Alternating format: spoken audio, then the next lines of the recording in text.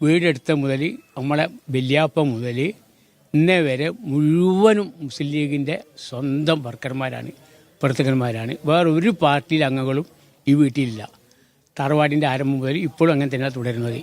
പിന്നെ മുസ്ലിം ലീഗിൻ്റെ എല്ലാ നേതാക്കന്മാർ നല്ല നൂറ്റങ്ങൾ പോവുകയാണെങ്കിൽ ബാഫാഖി തങ്ങൾ മുതൽ ബാഫാഖി തങ്ങൾ CH മുഹമ്മദ് കോയ തുടങ്ങി എല്ലാ ലീഗ് നേതാക്കന്മാരും ഈ വീട് സന്ദർശിച്ചിട്ടുണ്ട്. അവരെല്ലാം ഈ വീട്ടിലെ ആളുകൾ അംഗങ്ങൾ സ്വീകരിച്ചിട്ടുണ്ട്.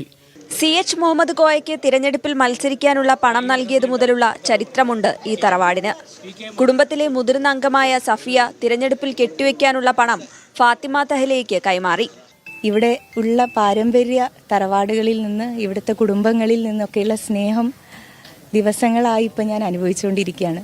അതിൻ്റെ ഭാഗമായിട്ട് തന്നെ ഒരു വലിയ അനുഗ്രഹമായി ഈ തെരഞ്ഞെടുപ്പിൽ എനിക്ക് കെട്ടിവെക്കാനുള്ള പണം ഈ കുഞ്ഞിത്തമാളിക തറവാട്ടിലുള്ള ഏറ്റവും കാരണവരായിട്ടുള്ള ആളിൽ നിന്ന് ഞാൻ സ്വീകരിച്ചു.